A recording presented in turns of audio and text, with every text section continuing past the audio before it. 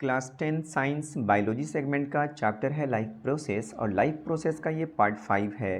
Previous class में हमने nutrition in human being को समझा था, यानी कि हमने बात करी थी human alimentary canal, process of digestion, stomach and gastric gland. Gastric gland में हमने देखा था पेप्सिन, HCl और म्यूकस के फंक्शन को। साथ में हमने पैनक्रियाज और लीवर डाइजेस्टिव ग्लैंड की बात करी थी और स्मॉल इंटेस्टाइन में डाइजेशन के प्रोसेस के साथ फाइनली लार्ज इंटेस्टाइन को हमने समझा था। आज की क्लास में हम समझने वाले हैं एक और इम्पॉर्टेंट लाइफ प्रोसेस, रेस्पिरेशन को। इसमें हम plants, aquatic animal, terrestrial animal के रेस्पिरेशन को समझेंगे। देन हम ह्यूमन बीइंग में रेस्पिरेशन के कंप्लीट प्रोसेस को समझेंगे। रेस्पिरेशन में कौन सा रिएक्शन इन्वॉल्व है, ग्लूकोज के ब्रेकडाउन के पाथ क्या हैं और एरोबिक और एनारोबिक रेस्पिरेशन क्या होता है, ये सारे टॉपिक कवर किए जाएंगे इस क्लास में। अभिवादन स्वीकार करें एमएच रब्बानी का विद्या दृष्टि के इस मंच से। जैसा कि मैंने आपको बोला कि सबसे पहले हम समझेंगे कि जो रेस्पिरेशन का प्रोसेस है वो प्लांट्स में, एक्वेटिक एनिमल में और टेरेस्ट्रियल एनिमल में किस तरह से होता है।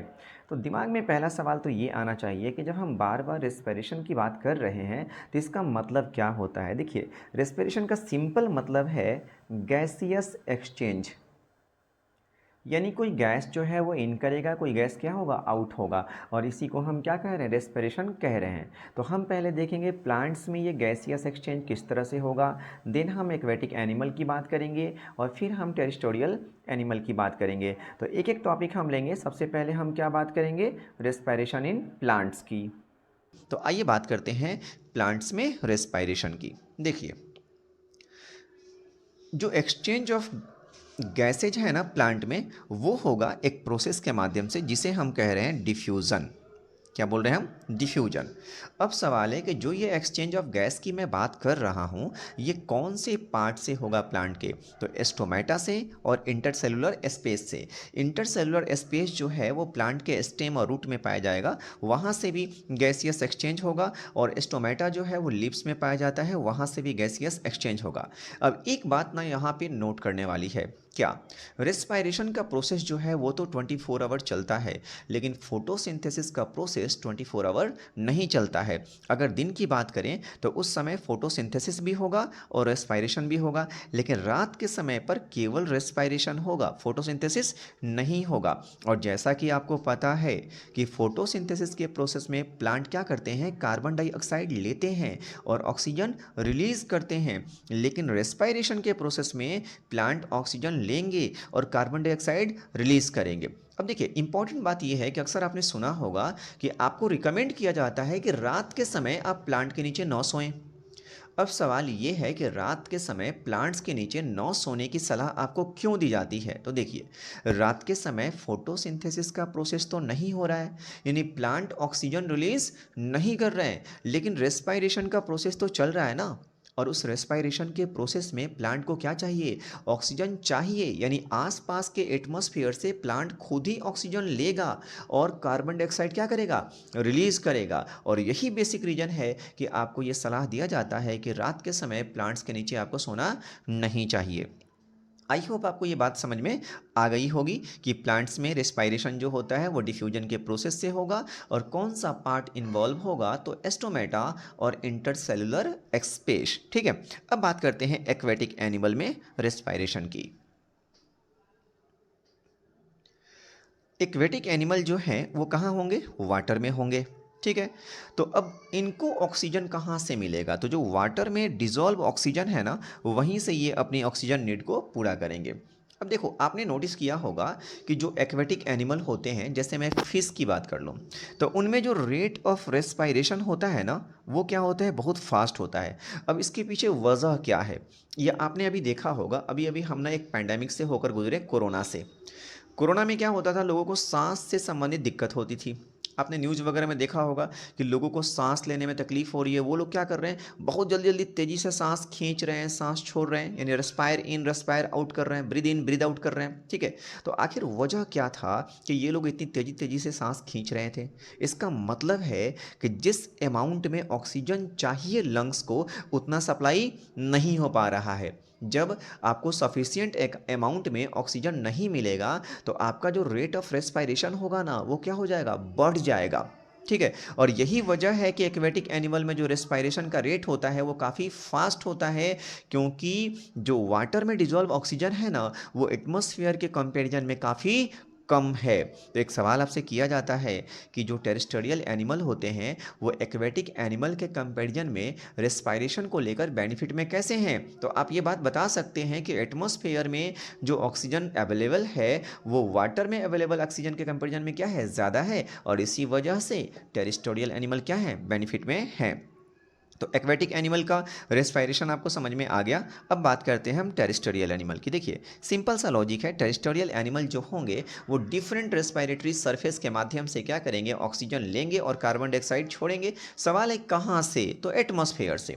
और आपको पता है कि एटमॉस्फेयर में सफिशिएंट अमाउंट ऑफ ऑक्सीजन है तो उन्हें कोई दिक्कत होने वाली नहीं है। तो इनका जो रेट ऑफ रेस्पायरेशन होगा वो एक्वेटिक एनिमल के कंपेरिजन में क्या होगा, स्लो होगा, नॉर्मल होगा। ठीक है,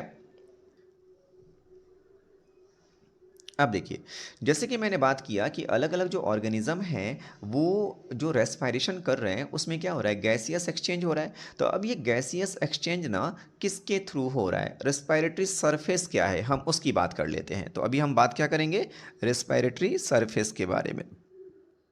देखिए अमीबा और प्लेनेरिया की बात करें तो सेल मेम्ब्रेन है, अर्थवर्म और लीच में मॉइस्ट स्किन है, फिश प्राउन और टेडपोल हैं उनमें गिल्स है, फ्रॉग मॉइस्ट स्किन से भी लंग्स से भी दोनों से इसमें गैसियस एक्सचेंज हो रहा है। जो ग्रास हुपर या मस्क्वीटो है, हाउस फ्लाई है, इनमें स्पाइरिकल्स होता है या एयर ट्यूब्स होता है और उसी से गैसियस एक्सचेंज इनमें होता है। बर्ड्स, लिजार्ड या फिर टेरेस्ट्रियल एनिमल जो हैं उनमें लंग्स से होता है। जैसे अगर हम अपनी बात करें, ह्यूमन बींग की बात करें, तो हम में भी जो गैसियस एक्सचेंज होगा वो लंग्स के थ्रू होगा। तो आइए अब डिटेल में समझते हैं कि ह्यूमन बींग में रेस्पायरेशन का प्रोसेस किस तरह से होता है। देखिए जो ह्यूमन बींग है ना उसमें रेस्पायरेशन के प्रोसेस के लिए प्रॉपर एक सिस्टम है जिसको हम कह रहे हैं रेस्पायरेटरी सिस्टम। सिस्टम बोलने का मतलब कि ये कई सारे ऑर्गन के मिलने से बना होगा। मैं एक ऑर्गन सिस्टम की बात कर रहा हूँ। तो अब देखिए कौन कौन से ऑर्गन हैं जो इस रेस्पायरेटरी सिस्टम के पार्ट हैं। नॉस्ट्रिल है, नेजल पैसेज है, फायरिंग्स है, throat, trachea, bronchi, bronchioles, alveoli और लंग्स। एक तरह से आप ये कह सकते हैं कि हमारे जो बॉडी के अंदर ऑक्सीजन के इन करने का जो पाथ है ना यही पाथ है। यानी नोस्ट्रिल से ऑक्सीजन इन करेगा, नेजल पैसेज से होते हुए फायरिंग्स, थ्रोट, ट्रैकिया, देन ब्रोंकियाई में, देन ब्रोंकियोल्स में, देन एल्वियोली में, और फाइनली ये पूरा का पूरा प्रोसेस कहाँ चल रहा है, लंग्स के अंदर हो रहा है। ठीक है, इसको ना एक रफली डायग्राम से भी हम समझ सकते हैं। ठीक है, देखिए ये एक्यूरेट लंग्स का आप इससे मत समझिएगा, एक्यूरेट लंग्स का डायग्राम है। ठीक है, क्लास में हमने बेसिकली जो डायग्राम समझाने के लिए लिया है उसी के माध्यम से मैं आपको समझा रहा हूँ। मैं एक बार आपको क्लियर कर दूँ कि यहाँ पे जो भी मैं डिस्कस कर रहा हूँ ये ऑफलाइन क्लास के नोट्स के बेसिस पे ही आपको डिस्कस कर रहा हूँ। तो अगर आप नोट्स भी प्रिपेयर करना चाहते हैं तो आप इसके माध्यम से प्रिपेयर कर सकते हैं। ठीक है, इसका एक पीडीएफ नोट जो होगा हम लोग लिंक में दे देंगे। ठीक है, तो आप वहाँ से डाउनलोड कर सकते हैं, डाउनलोड करके पढ़ भी सकते हैं। ठीक है, देखिए ये जो है नोजल पैसेज है, उसके बाद ये ओरल कैविटी है और ये दोनों जो आकर मिलेंगे तो यहाँ पे हो गया फायरिंग्स। उसके बाद ये थ्रोट है, फिर ट्रैकिया है, देन ये वाला हिस्सा जो है ये ब्रोंकियाई है और ये जो हिस्सा है ये ब्रोंकियोल्स है। और जो ये राउंड सराउंडेड गोल गोल से स्ट्रक्चर बने हुए हैं इनको हम बोलते हैं एल्वियोली या फिर इन्हें एयर सैक्स भी कहा जाता है। और ये प्रॉपर आपका हो गया लंग्स। ठीक है, तो अब देखिए आपने क्या समझा, अगर एयर जो है यहाँ से एंटर कर रहा है तो वो pharynx, throat, trachea, bronchi, bronchioles, alveoli में आएगा। और एल्वियोली ना बिल्कुल गुब्बारे की तरह होता है, जैसे इसमें एयर एंटर करेगा ये फूल जाएगा, फैलेगा और फिर क्या होगा, लंग्स भी आपका एक तरह से फैलेगा। तो ये सारा प्रोसेस ना हम एक एक करके स्टेप बाय स्टेप अभी समझने वाले हैं। ठीक है, अब देखिए रेस्पायरेशन जो है ना इसमें दो स्टेजेज होते हैं, एक है एक्सटर्नल रेस्पायरेशन, एक है इंटरनल रेस्पायरेशन। इंटरनल रेस्पायरेशन की बात करूँ ना तो जो सेल के में गैस का एक्सचेंज होता है ना बिटवीन सेल, उसे हम बोलते हैं इंटरनल रेस्पायरेशन। और एक्सटर्नल में क्या है, इनहेलिंग और एक्सहेल, यानी गैस को इन करना, गैस आउट करना। गैस इन हो गया इनहेलिंग और गैस आउट क्या हो गया, एक्सहेलिंग। रेस्पायरेशन को एक और तरीके से क्लासिफाई किया जाता है इंस्पायरेशन और एक्सपायरेशन। तो जो रेस्पायर इन का प्रोसेस है ना, जिसमें कि हम ऑक्सीजन को ले रहे हैं, वो क्या हो गया, इंस्पायरेशन। और जो रेस्पायर आउट का प्रोसेस है, जिसमें कि कार्बन डाइऑक्साइड जो है वो हमारे नॉस्ट्रिल से बाहर आएगा, उस प्रोसेस को हम कहते हैं एक्सपायरेशन। ठीक है, तो रेस्पायर इन क्या कहलाएगा, इंस्पिरेशन कहलाएगा, और एस्पायर आउट क्या कहलाएगा, एक्सपायरेशन कहलाएगा। अब देखिए, अब हम समझने जा रहे हैं प्रॉपर इंस्पायरेशन के प्रोसेस को कि किस तरह से ये पूरा का पूरा प्रोसेस चलता है। देखिए, सबसे पहले एयर जो है ना, ऑक्सीजन क्या होगा, तो ऑक्सीजन आपका नॉस्ट्रिल से इन करेगा, उसके बाद आएगा नोजल पैसेज में, फिर फायरिंग्स में, फिर थ्रोट में, देन ट्रैकिया से होते हुए bronchi, bronchioles, then alveoli, then lungs. अब देखिए, जैसे ही एल्वियोली में एयर जो है ऑक्सीजन इन करेगा, तो फिर क्या होगा, लंग्स ना आपका एक्सपैंड करेगा, लंग्स का एक्सपेंसन होगा। जो हमारा रिब्स है ना, रिब केज या फिर हम चेस्ट की बात करें, तो ये इनलार्ज होगा, यानी ये बाहर की तरफ निकलेगा। और जो डायफ्राम होगा, वो डायफ्राम हमारा नीचे की तरफ जाएगा, और स्टमक का एरिया क्या हो जाएगा, डिक्रीज हो जाएगा। तो इंस्पायरेशन के प्रोसेस में क्या क्या इफेक्ट आपको देखने को मिला, तो आपने क्या देखा कि एयर कैसे इन किया, एक बार आप इसको दोबारा से इसको नोटिस करें, नोस्ट्रिल से, ठीक है, उसके बाद नेजल पैसेज में आया, फायरिंग से होते हुए थ्रोट, थ्रोट से होते हुए ट्रैकिया, देन आया ब्रोंकियाई, ब्रोंकियोल्स, एल्वियोली। अब जैसे ही एल्वियोली में एयर आएगा, एल्वियोली कैसा है, गुब्बारे की तरह है, वो क्या होगा, फैलेगा, फैलेगा, तो इसका मतलब क्या हुआ, लंग्स जो है एक्सपैंड करेगा, और लंग्स एक्सपैंड होगा तो जो हमारा रिब है या फिर जो हमारा चेस्ट है वो इनलार्ज होगा, वो बाहर की तरफ निकलेगा, और डायफ्राम जो है वो नीचे जाएगा, और स्टमक का एरिया जो है वो कम होगा। ये आप खुद भी अभी करके ना एक बार देख भी सकते हैं, मतलब आप इसे महसूस कर सकते हैं। आप एक बार क्या कीजिए, इंस्पायर कीजिए, इंस्पायर इन कीजिए, यानी ऑक्सीजन को लीजिए, सांस जोर से खींचिए, देखिए आपका पेट का एरिया जो होगा ना वो अंदर चला जाएगा, और आपका जो छाती है यानी जो चेस्ट है वो बाहर की तरफ जाएगा, और डायफ्राम कहाँ जाएगा, नीचे की तरफ जाएगा। और अगर हम एक्सपायरेशन की बात करें, जिसमें कि हम सांस क्या करेंगे, छोड़ेंगे, तो जस्ट इसका उल्टा प्रोसेस होगा। इसको भी आप एक बार देख लीजिए। देखिए, एक्सपायरेशन के प्रोसेस में क्या होगा कि जो लंग्स है ना वो हमारा कॉन्ट्रैक्ट होगा, सिकुड़ेगा, और रिब्स एरिया क्या होगा, वो डिक्रीज होगा। जो डायफ्राम का मूवमेंट जो है वो ऊपर की तरफ होगा, और स्टमक एरिया हमारा क्या हो जाएगा, बढ़ जाएगा, और कार्बन डाइऑक्साइड एल्वियोली से बाहर निकलेगा। अब वो कहाँ आएगा, ब्रोंकियोल्स में आएगा, ठीक है, उसके बाद वो ब्रोंकियाई में आएगा, और ब्रोंकियाई में आने के बाद यहाँ पे थोड़ा सा मिस्टेक है, आप नोटिस कीजिए। देखिए, जो मैं बोल रहा हूँ ना उसको ध्यान से सुनिएगा।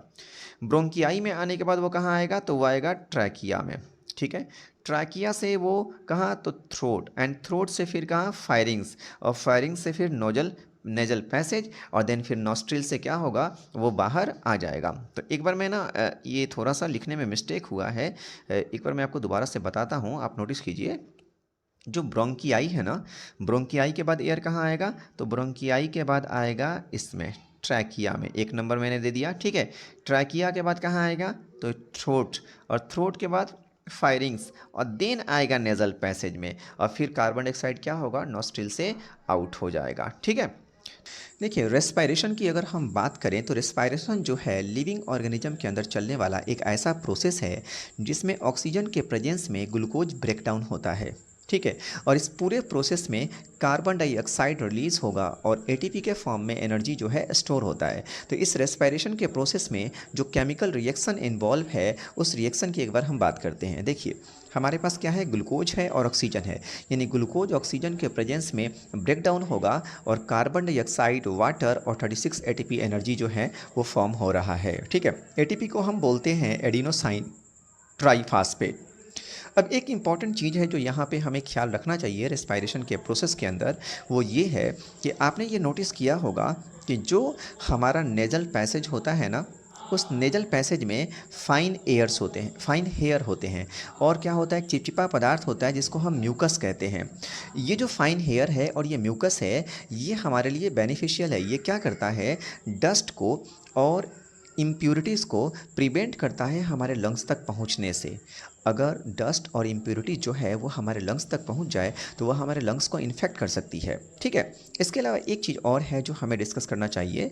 जो एल्वियोली की बात हुई थी ना लंग्स में, कि एक गुब्बारे की तरह होता है, उसमें एयर क्या होता है, जाते ही वो फूलने लगता है, फैलने लगता है। तो एल्वियोली, जैसे मान लीजिए कि ये अगर एल्वियोली है तो ये एल्वियोली से ना बहुत सारे ना ब्लड वेसल्स क्या होते हैं, कनेक्टेड होते हैं, बहुत सारे कनेक्टेड होते हैं।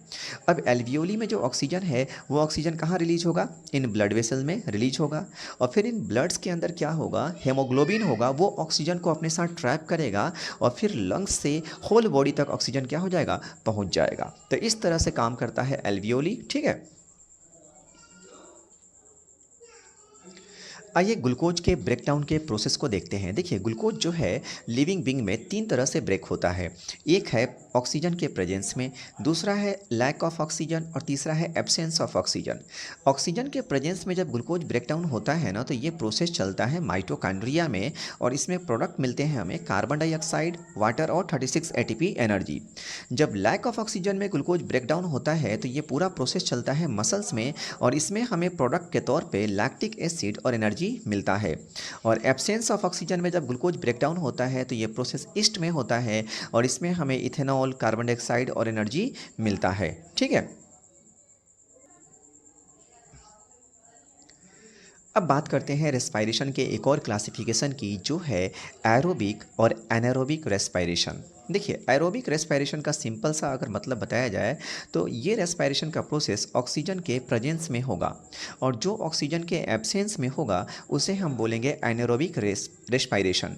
तो डिटेल में एक बार ना एरोबिक रेस्पायरेशन को पहले देखते हैं और फिर हम एनारोबिक रेस्पायरेशन को देखेंगे तो आप इन दोनों के बीच में ना ईजिली डिफ्रेंशिएट कर पाएंगे।